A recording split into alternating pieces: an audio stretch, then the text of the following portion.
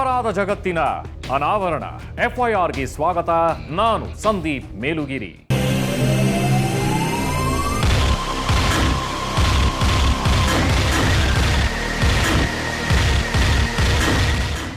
ಇದು ವಿಚಿತ್ರ ಗಂಡಸಿನ ಕಥೆ. ಅವನಿಗೆ ಹುಡುಗಿಯರಂದ್ರೆ ಅಲರ್ಜಿನೋ ಹೆಂಡತಿ ಅಂದ್ರೆ ಅಲರ್ಜಿನೋ ಗೊತ್ತಾಗದೆ ವರ್ಷ ಕಳೆದಿದ್ಲು ಆ ಹೆಣ್ಣು ಮಗಳು. ಆ ಪುಣ್ಯಾತ್ಮನಿಗೆ ಮಡದಿ ಮುಟ್ಟಿದ್ರೆ ಮೈ ಉರಿಯುತ್ತಂತೆ, ಕರೆದ್ರೆ ಕಪಾಳಕ್ಕೆ ಹೊಡೆಯೋಣ ಅನ್ಸತ್ತಂತೆ, ಮಲಗಿರೋದನ್ನ ನೋಡಿದ್ರೆ ಮೈ ಮೇಲೆ ಬರುತ್ತಂತೆ. ಹಾಗಾದ್ರೆ ಅವನು ಗಂಡಸ. ಗಂಗಾ ನದಿ ಮಿಂದಾಯ್ತು, ಅಂಗಾಂಗವು ನೆಂದೋಯ್ತು, ಬಾಳು ಕಟ್ಟಿಕೊಂಡಾಯ್ತು, ಬಯಸಿದ್ದೀಗ ದಕ್ಕಾಯ್ತು, ಹುಟ್ಟೋದಷ್ಟೇ ಮುಖ್ಯ ಅಲ್ಲ ಕೇಳೆ ಅಕ್ಕಯ್ಯ.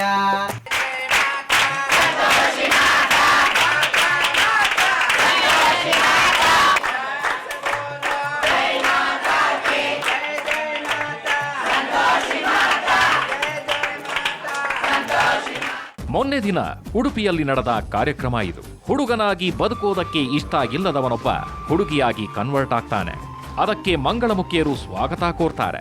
ಇದನ್ನ ತಪ್ಪು ಅನ್ನೋದಕ್ಕಾಗಲ್ಲ.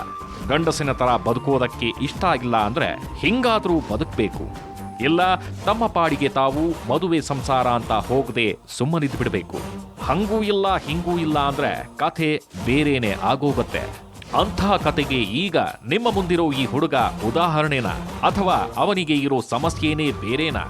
ಮಡದಿ ಮೈ ಮುಟ್ಟಿದ್ರೆ ಉರಿಯುತ್ತೆ ಅನ್ನೋ ಈ ಹುಡುಗನ ಕಥೆಯನ್ನ ಇವತ್ತು ನಾವು ನಿಮ್ಮ ಮುಂದೆ ಇಡ್ತಾ ಇದ್ದೀವಿ.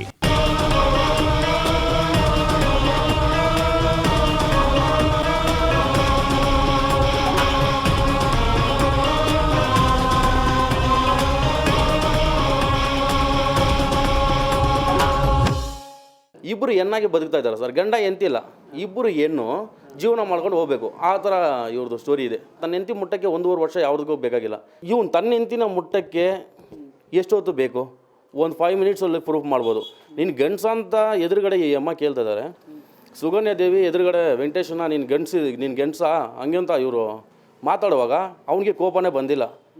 ಬೇರೆಯವ್ರು ಯಾರನ್ನ ಇದ್ದಿದ್ರೆ ಪ್ರೂವ್ ಮಾಡೋಕ್ಕೆ ಒಂದು 5 ನಿಮಿಷ ಸಾಕು. ಎಲ್ಲರೆದುರಿಗೆ ಆ ಕ್ಷಣದಲ್ಲಿ ನಾನು ಗಂಡಸು ಅಂತ ಅವನು ಪ್ರೂವ್ ಮಾಡಬೇಕಾಗಿರ್ಲಿಲ್ಲ. ಅಷ್ಟಕ್ಕೂ ಪುರುಷತ್ವವನ್ನ ಪ್ರೂವ್ ಮಾಡೋ ಮಾತು ಬರುತ್ತಲ್ಲ, ಅದಕ್ಕಿಂತ ನೋವಿನ ಸಂಗತಿ ಒಬ್ಬ ಗಂಡಸಿಗೆ ಇನ್ನೊಂದಿಲ್ವೇನು? ಇಂಥ ಸಮಯ ಎದುರಾಗಬಹುದು ಅಂತ ಅವನು ಅನ್ಕೊಂಡಿರ್ಲಿಲ್ಲ, ಇವಳು ಅನ್ಕೊಂಡಿರ್ಲಿಲ್ಲ. ಕಳೆದ ವರ್ಷ ಇಬ್ರು ನಗ್ನಗ್ತಾ ಮದುವೆ ಆಗಿದ್ರು.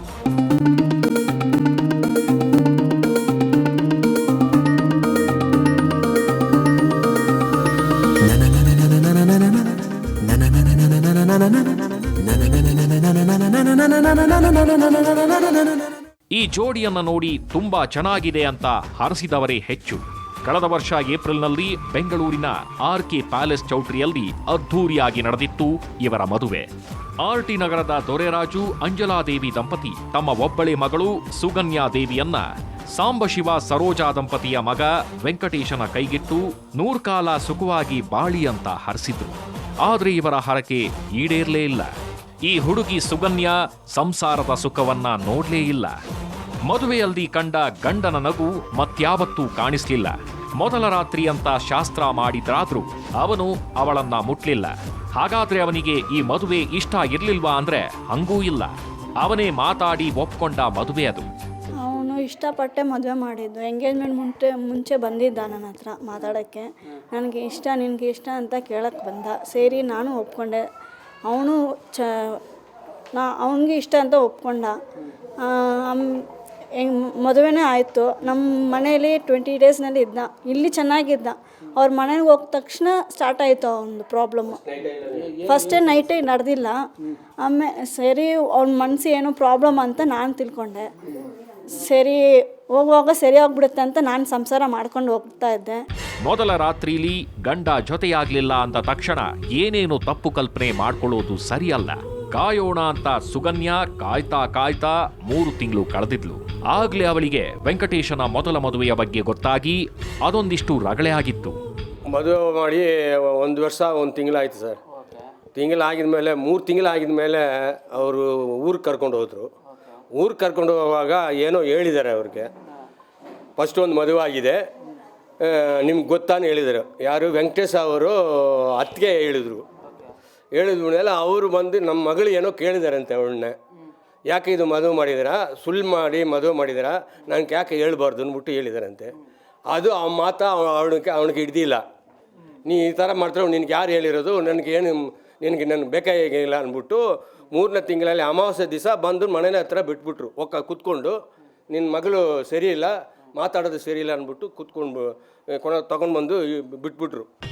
ಇವರಿಗೆ ಮಗಳನ್ನ ಆಕೆಯ ಗಂಡ ಕರ್ಕೊಂಡು ಬಂದು ತವರಿಗೆ ಬಿಟ್ರೂ ಸತ್ಯ ಗೊತ್ತಾಗಿರ್ಲಿಲ್ಲ. ಆ ಹುಡುಗಿ ಸುಗನ್ಯ ತನ್ನ ಸಂಸಾರದ ಗುಟ್ಟನ್ನ ಹೆತ್ತವರತ್ರನೂ ಆ ಟೈಮಲ್ಲಿ ಬಿಟ್ಕೊಟ್ಟಿರ್ಲಿಲ್ಲ. ಯಾಕಂದ್ರೆ ಅವಳಿಗೆ ಮನಸ್ಸಿನ ಮೂಲೆಯಲ್ಲೆಲ್ಲೋ ಗಂಡ ಬದಲಾಗ್ತಾನೆ ಅನ್ನೋ ಹೋಪ್ಸಿತ್ತು. ಅಲ್ಲದೆ ವೆಂಕಟೇಶ ಕೂಡ ನನಗೊಂದಿಷ್ಟು ಟೈಮ್ ಕೊಡು ಅಂತ ಅವಳನ್ನ ಕೇಳ್ಕೊಂಡಿದ್ದ. ಅಲ್ಲದೆ ಆತನಿಗೆ ಮೊದಲ ಮದುವೆಗೂ ಮೊದಲು ಒಂದು ಲವ್ ಸ್ಟೋರಿನೂ ಇರೋ ಬಗ್ಗೆ ಅವಳು ಕೇಳಿದ್ಲು. ತಾಲಿ ಕಟ್ಕೊಂಡು ಬಂದಿದ್ದಾನೆ, ಅವ್ರ ಮನೆಯಲ್ಲಿ ಹೋಗಿ ಹೊಡೆದು ಅವ್ರ ತಾಲಿ ಕಿತ್ಕೊಂಡು ಇವನ್ನ ಹೊಡೆದು ಕಲಿಸಿದ್ದಾರೆ. ಅಷ್ಟಾದ್ಮೇಲೆ ವೆಂಕಟೇಶನ ಮನಸ್ಸು ಸರಿ ಇಲ್ಲ ಅಂತ ಸುಗನ್ಯ ಅಂದ್ಕೊಂಡಿದ್ಲು. ತನ್ನ ಪ್ರೀತಿಯಿಂದಾನೆ ಅವನನ್ನ ಬದಲಿಸಬೇಕು ಅಂತ ಸಾಕಷ್ಟು ಪ್ರಯತ್ನ ಮಾಡಿದ್ಲು. ಸ್ನೇಹಿತೆಯಂತೆ ಜೊತೆಗಿದ್ದು ಮಾತಾಡಿದ್ಲು, ರೊಮ್ಯಾಂಟಿಕ್ ಗಿಫ್ಟ್ಗಳನ್ನ ತಂದುಕೊಟ್ಲು, ಪಾರ್ಕು ಸಿನಿಮಾ ಅಂತ ಅಡ್ಡಾಡೋಣ ಬಾ ಅಂತ ಕರೆದ್ಲು. ಅವನು ಬದಲಾಗ್ಲಿಲ್ಲ. ಬದಲಿಗೆ ಮಡದಿಯನ್ನ ಕಂಡ್ರೆ ಮುನಿಸ್ಕೊಳ್ಳೋದಕ್ಕೆ ಶುರು ಮಾಡ್ಬಿಟ್ಟ. ಹತ್ರ ಬಂದ್ರೆ ಹೊಡೆಯೋದು. ಆಗ್ಲೇ ಆ ಹುಡುಗಿ ತನ್ನ ಕಷ್ಟವನ್ನ ಅತ್ತೆಯ ಹತ್ರ ಹೇಳ್ಕೊತಾಳೆ. ಹೊಡೆಯಕ್ಕೆ ಸ್ಟಾರ್ಟ್ ಮಾಡ್ದ ಅವನು. ಅವ್ರ ತಂದೆ ತಾಯಿಗೆ ಹೇಳ್ದೆ ಹಿಂಗೆ ಮಾಡ್ತಾನೆ ಅಂತ. ಅವನ ಜೊತೆಯಲ್ಲಿ ಮಲ್ಕೊಳ್ಳೋದಿಲ್ಲ. ಬಂದೆ ತಲೆ ಎಲ್ಲ ಇದು ಮಾಡ್ಕೊತಾನೆ, ಚಾರ್ಕೊತಾನೆ, ಕೆಳಗಡೆ ಮಲ್ಕೊತಾನೆ, ಸೆಂಟ್ರಿನಲ್ಲಿ ಪಿಲ್ಲೋಲ್ಲ ಇಟ್ಕೊತಾನೆ. ಹೆಂಗಿದು ಸಂಸಾರ ಅಂತ ಕೇಳಿದೆ. ನನಗೆ ಅವ್ನಿಗೆ ಇಷ್ಟ ಅಲ್ವಂತೆ ಅದೆಲ್ಲ ಮಾಡೋಕ್ಕೆ ಅಂತ. ಆಮೇಲೆ ಅವ್ರು ಬಂದು ಕೇಳಿದ್ರು, ಯಾಕೆ ಹಿಂಗೆ ನಾನು ಇರುವಾಗ ಕೇಳಿಲ್ಲ ಅವ್ರ ಮನೇಲಿ. ನಾನು ಬಂದುಬಿಟ್ನಲ್ಲ ಇಲ್ಲಿ, ಆವಾಗ ಅವ್ರ ಜಗಳ ಆಗಿದೆ ಮನೇಲಿ. ಅವ್ರ ಮಿರರೆಲ್ಲ ಒಡೆದೋಗಿದೆ. ಅದು ನಮ್ಗೆ ಗೊತ್ತಿಲ್ಲ. ಇಷ್ಟೆಲ್ಲ ಆಗೋ ಹೊತ್ತಿಗೆ ವಿಷಯ ಸುಗನ್ಯಾಳ ತವರಿಗೂ ತಲುಪಿದೆ. ತಾಯಿಯ ಹತ್ರ ತನ್ನ ಕಷ್ಟ ಹೇಳ್ಕೊಂಡು ಅತ್ಕೊಂಡಿದ್ದಾಳೆ ಈ ಹುಡುಗಿ. ಅಷ್ಟಾದ್ಮೇಲೆ ಅವರು ವೆಂಕಟೇಶನ ಕುಟುಂಬದವರ ಹತ್ರ ಮಾತಿಗಿಳಿದಿದ್ದಾರೆ. ಸ್ಟಾರ್ಟ್ ಮಾಡಿದ್ರು ನಮ್ಮ ಮಗಳನ್ನ ಹೊಡೆಯೋಕ್ಕೆ. ಏನು ಗೊತ್ತಾಗಿದ್ದ, ಅವ್ನು ಮುಂಚೆ ಮದುವೆ ಆಗಿಂತ ನಮ್ಗೆ ಆಫ್ಟರ್ 3 ಮಂತ್ ನಮ್ಗೆ ಗೊತ್ತಾಯಿತು. ಅದು ಮುಸ್ಲಿಂ ಹುಡುಗಿ ಅಂತ ಮದುವೆ ಆಗಿದೆ ಅಂತ ಅವ್ರ ಅಪ್ಪ ನಮ್ಗೆ ಹೇಳಿದ್ರು. ನಾವು ಹೋಗಿ ಕೇಳುವಾಗ ನಿನ್ನ ಮಗನ ಯಾಕೆ ಈ ಥರ ಇದ್ದಾನೆ, ನನ್ನ ಮಗಳ ಹತ್ರ ಸಂತೋಷ ಇಲ್ಲ, ಯಾಕೆ ಇದನ್ನು ಕೇಳುವಾಗ ಆವಾಗ ಅವ್ರ ಅಪ್ಪ ಹೇಳಿದ್ರು, ಫಸ್ಟು ಮದುವೆ ಆಯಿತು 8 years ಬಿಫೋರು, ಅದಕ್ಕೋಸ್ಕರ ಅವನ ಮನಸ್ಸಲ್ಲಿ ಏನೋ ಸ್ವಲ್ಪ ಪ್ರಾಬ್ಲಮ್ ಇದೆ, ಅದಕ್ಕೋಸ್ಕರ ನಿಮ್ಮ ಮಗಳ ಹತ್ರ ಸಂತೋಷ ಇಲ್ಲ ಅಂತ ಅವ್ರು ಹೇಳಿದ್ರು. ಅವ್ನು ಸ್ವಲ್ಪ ಟೈಮ್ ಬೇಕಂತ ಕೇಳಿದ್ರು ಅವರು ಮಗನಿಗೆ ಹಳೆ ಪ್ರೀತಿಯನ್ನ ಮರೆಯೋದಕ್ಕೆ ಸ್ವಲ್ಪ ಟೈಮ್ ಕೊಡಿ ಅಂತ ಕೇಳ್ಕೊಂಡ್ಮೇಲೆ ಇವರಿಗೆ ಇಲ್ಲ ಅನ್ನೋಕಾಗ್ಲಿಲ್ಲ. ಮಗಳ ಮದುವೆ ಮಾಡಿ 3 ತಿಂಗಳಿಗೆ ಮುರ್ಕೊಂಡ್ ಬರೋದು ಚೆನ್ನಾಗಿರಲ್ಲ ಅಂತ ಉಳಿದ್ರು. ಅಳಿಯನಿಗೆ ಬುದ್ಧಿ ಹೇಳಿ ಕಳಿಸಿದ್ರು. ಅಷ್ಟಾದ್ರೂ ಅವನು ಬದಲಾಗ್ಲಿಲ್ಲ. ಬದಲಿಗೆ ಆಕೆ ಈ ಬಗ್ಗೆ ಮನೆಯಲ್ಲಿ ಮಾತಾಡಿದ್ದೇ ತಪ್ಪು ಅನ್ನೋದಕ್ಕೆ ಶುರು ಮಾಡಿದ್ದ. ನನ್ನ ಯಾಕೆ ಕರೀತೀಯ ನೀನು, ಹೋಗಿ ಅಮ್ಮ ಹತ್ರ ಹೇಳ್ತೀಯ ನೀನು, ನಿಮ್ಮ ಅಮ್ಮ ಹತ್ರ ಎಲ್ಲ ಹೋಗಿ ಹೇಳಬೇಡ ನೀನು. ಇದೆಲ್ಲ ಹೋಗಿ ಹೇಳ್ತಾರೆ ನಿಮ್ಮ ಅಮ್ಮನ ಹತ್ರ, ಇದೆಲ್ಲ ಅಸಹ್ಯ ನಿನಗೆ. ಎಲ್ಲಿ ಹೋಗಿದ್ರು ಹೋಗಿ ಹೇಳು, ನಿನಗೇನೆ ಶೇಮ್ ಅಂತಾರೆ, ನನಗೆ ಯಾರೂ ಕೇಳೋದಿಲ್ಲ. ಈ ಥರ ಹುಡುಗಿ ನಾನು ಅಂತ ಕೇಳ್ತಾನೆ ಅವನು. ಒಂದು ಹಂತಕ್ಕೆ ಸುಗನ್ಯಾಗೆ ತನ್ನದೇ ತಪ್ಪೇನೋ ಅಂತ ಅನಿಸಿದ್ದೂ ಇತ್ತು. ಎಷ್ಟಂದ್ರೂ 4 ಗೋಡೆಗಳ ಒಳಗಿರಬೇಕಾದ ವಿಷಯವನ್ನ ತಾನು ಹೊರಹಾಕಿದ್ನಲ್ಲ ಅಂತ ಅವಳು ಸಂಕಟ ಪಟ್ಟಿದ್ಲು. ಆಮೇಲೆ ಅವರು ಅತ್ತಿಗೆ ಹೇಳಿದ್ರು, ನೀವು ಹತ್ರ ಹೋಗ್ಬೇಡಮ್ಮ, ಅವನೇ ಬರ್ತಾನೆ ಅಂತ. ನನಗೆ ಒಂದು ಆಸೆ ಇರುತ್ತೆ, ಹೋಗ್ಬೇಡ ಅಂದರೆ ಹೆಂಗೆ, ಇಲ್ಲ ಅವ್ನ ಮನಸ್ಸು ಹಳೆಯದು ಇದೆ ಸ್ವಲ್ಪ, ಅದು ಸ್ವಲ್ಪ ಹೋಗ್ಲಿ, ಆಮೇಲೆ ಸರಿ ಹೋಗ್ತಾನೆ ಅಂತ ಹೇಳಿದ್ರು. ಆದ್ರೆ ವಿಷಯ ಗೊತ್ತಾದ್ಮೇಲೆ ಹೆತ್ತವರ ಹೃದಯ ತಡೆಯತ್ತ. ಗಂಡ ಹೆಂಡತಿ ಜೊತೆಯಾದ್ರ ಅಂತ ಕೇಳ್ತಾನೇ ಇದ್ರು. ಅವನು ಬರ್ಲಿಲ್ಲ. ತಿರ್ಗಾ ನೈಟಲ್ಲಿ ಸೇಮ್ ಮೇಲೆ ಮಲ್ಕೊಂಡ್ರೆ ಬಾಪ ಅಂತ ಕೇಳಿದ್ರೆ ಅವ್ನು ಕೆಳಗಡೆ ಮಲ್ಕೊಳ್ಳೋದು, ಅವ್ನು ಮೆಂಟಲ್ ಥರ. ಅವ್ನು ಸೆಕ್ಸೇ ಇಲ್ಲ ಸರ್. ಸೆಕ್ಸ್ ಏನಂದರೆ ಯಾಕೆ ಸೆಕ್ಸೇ ಸಂಸಾರ ಅಂತ ಹೇಳ್ತಾ ಇದ್ದಾನೆ ಅವನು. ಸಂಸಾರ ಅಂದರೆ ಏನು ಅರ್ಥ? ಮದುವೆ ಮಾಡ್ಕೊಳ್ಳೋದು ಯಾಕೆ? ಮದುವೆ ಮಾಡ್ಕೊಳ್ಳೋದು ಯಾಕೆ? ಸಂಸಾರ ಮಾಡೋಕ್ಕೆ ತಾನೆ ಮದುವೆ ಮಾಡೋದು. ಮಗು ಹುಟ್ಕೋಬೇಕಾನೆ ಮದುವೆ ಮಾಡ್ಕೊಳ್ಳೋದು. ಅದಕ್ಕೋಸ್ಕರ ಅದೇ ಬೇಡ ನನಗೆ ಮಗುವೇ ಬೇಡ, ನೀನು ಹೆಂಗಿದೆಯಾ ಹಂಗೆ ಇರು, ನಾನು ಹೆಂಗಿದ್ದೀನಿ ಹಂಗೆ ಇರು, ಹಂಗೆ ಇದೆ. ಹಂಗೆ ಇದ್ರೆ ಅವ್ನ ತಂದೆ ಹತ್ರನೇ ಹೇಳಿದ್ದಾನೆ, ನೀ ಎಲ್ಲ ಕೇಳಿ ಮಗು ಮಾತ್ರ ಕೇಳಬೇಡಿ. ಎಲ್ಲ ಕೇಳಿ ಮಗು ಮಾತ್ರ ಕೇಳಿ ಎಷ್ಟೋ ಸಾರಿ ಹೇಳಿದ್ದಾನೆ. ನಮ್ಮ ಎದುರುಗಡೆ ನಾವು ಹೋಗಿ ಒಂದು 2 ಜನ ಕರ್ಕೊಂಡೋಗಿ ನ್ಯಾಯ ಮಾಡಿ ಮನೇಲಿ ಬಿಟ್ಬಿಟ್ಟು ಬಂದ್ರು ಅವ್ರ ತಂದೆ ಹತ್ರ ಹಂಗೆ ಹೇಳಿದ್ದಾನೆ. ಸೆಕ್ಸ್ ಮಾತ್ರ ನಮ್ಗೆ ಕೇಳಬೇಡ, sex is not a life ಅಂತಾನೆ.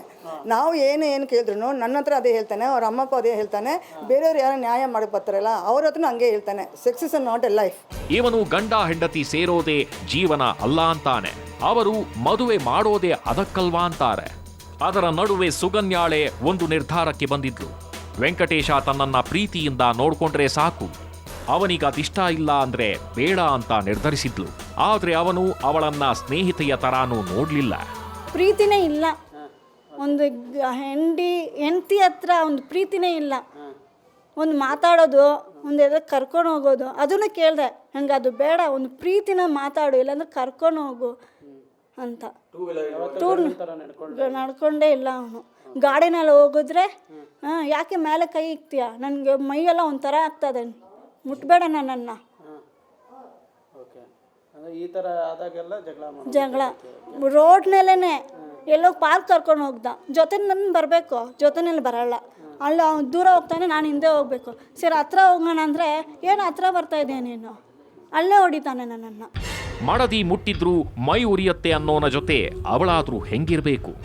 ವೆಂಕಟೇಶನಿಗೆ 3 ತಿಂಗಳಲ್ಲ 3 ವರ್ಷ ಕೊಟ್ಟರೂ ಅವನು ಬದಲಾಗಲ್ಲ ಅನ್ಸಿದ್ಮೇಲೆ ಅವರಿಗೆ ಅವನದ್ದು ಮನಸ್ಸಿನ ಸಮಸ್ಯೆ ಅಲ್ಲ, ಹಳೆ ಪ್ರೀತಿಯನ್ನ ಮರೆಯೋದಕ್ಕಾಗದೆ ದೂರ ಇರೋದಲ್ಲ, ಆತನ ದೇಹದಲ್ಲೇ ಸಮಸ್ಯೆ ಇದೆ ಅಂತ ಅನಿಸಿದೆ. ವೈದ್ಯರ ಹತ್ರ ಟ್ರೀಟ್ಮೆಂಟ್ ಕೊಡಿಸಿದ್ರೆ ಬದಲಾಗಬಹುದು ಅಂತ ಅನ್ನಿಸಿ ವೆಂಕಟೇಶನ ಹತ್ರ ಹೇಳಿದ್ರೆ ಅವನು ಕೋಪದಲ್ಲಿ ಕೆಂಡವಾಗಿ ಹೋದ. ಇನ್ನೂ ಅವನ ಹೆತ್ತವರ ಹತ್ರ ಈ ಬಗ್ಗೆ ಹೇಳಿದ್ರೆ ಅವರೂ ಒಪ್ಪೋದಕ್ಕೆ ರೆಡಿ ಇರಲಿಲ್ಲ. ಅವರು ಮಗನನ್ನ ವೈದ್ಯರ ಬಳಿ ಕರ್ಕೊಂಡು ಹೋಗೋ ಬದಲು ಸೊಸೆಗೆ ತಾಯ್ತಾ ತಂದು ಕಟ್ಟಿದ್ರಂತೆ. ಅದೇನ್ ತಾಯ್ತಾನೋ. 1 ವರ್ಷ 2 ತಿಂಗಳು ನನ್ನ ಮಗ ಅಲ್ಲಿ ವೆಯ್ಟ್ ಮಾಡಿದ್ದಲ್ಲ. ಆಮೇಲೆ ನನ್ನ ಮಾಮಮ್ಮ ನನ್ಗೆ ಇರೋಕ್ಕಾಗಲ್ಲ, ಅವನು ಓದೇ ಡೈಲಿ ನನಗೆ ಹಿಂಸೆ ಇರೋಕ್ಕಾಗಲ್ಲ, ನೀನು ಹೆಂಗೆ ಮದುವೆ ಮಾಡಿಕೊಟ್ಟಿದ್ದು ಹಂಗೆ ನನ್ನ ಮಗಳನ್ನ ಕರ್ಕೊಂಡು ಬಂದುಬಿಡು ಅಂತ ನನ್ನ ಮಗಳು ಹೇಳ್ದ. ಅವ್ರ ಅಮ್ಮಪ್ಪ ಹೇಳಿದ್ಕೋಸ್ಕರ ಅವ್ರು ಒಪ್ಕೊಂಡೇ ಇಲ್ಲ, ಏನು ಟೈಮ್ ಸರಿ ಇಲ್ಲ ಅಂದರೆ ಅದಕ್ಕೋಸ್ಕರ ಅವನು ಇನ್ನೊಂದು ಹುಡುಗಿಗೆ ಈ ಥರ ಮೋಸ ಆಗಬಾರ್ದು. ಏನಾದರೂ ನಾವು ಕೇಳೋಕೆ ಹೋದರೆ ತಾಯ್ತ ತಗೊಂಡು ಬಂದು ನಮ್ಮ ಮಗಳು ಕಟ್ಟೋದು. ಟೈಮ್ ಸರಿ ಇಲ್ಲ ಅಂತ ನಾವು ಎಷ್ಟೋ ಸಾರಿ ಹೇಳಿದ್ದೀನಿ. ಟೈಮಲ್ಲ ನಮ್ಮ ಮಗನಿಗೆ ಏನು ಸರಿ ಇಲ್ಲ, ಎಲ್ಲ ಚೆನ್ನಾಗಿದ್ದಾನೆ, ಫಸ್ಟ್ ಹೋಗಿ ಹಾಸ್ಪಿಟ್ಲ್ ತೋರಿಸು ಅಂತ ನಾನು ಹೇಳಿದೆ. ಅವರು ತಾಯಿ ತಂದೆ ಒಪ್ಕೊಂಡು ನಾವು ಕರ್ಕೊಂಡು ಹೋಗ್ಬೇಕಂತ ನಾವು ಕಾಯ್ದ್ರೆ ಅವ್ನು ಬರಲ್ಲ. ಅವನು ಅಂದರೆ ಅವ್ರ ತಂದೆ ತಾಯಿ ಕೂಡ ಆಸ್ಪತ್ರೆಗೆ ತೋರಿಸಿರೋದು ಇಲ್ಲ, ಸಮಸ್ಯೆ ಇದೆ ಅಂತ ಇಲ್ಲ ಅವರೆಲ್ಲ ನಾನು ಹೇಳಿದ್ರೆ ಅವ್ರು ಅದೆಲ್ಲ ಏನಿಲ್ಲ, ಅವ್ನು ಚೆನ್ನಾಗಿದ್ದಾನೆ, ಅವ್ನಿಗೇನು ಟೈಮ್ ಸರಿ ಇಲ್ಲ ಅಂತ ಹೇಳ್ತಾರೆ.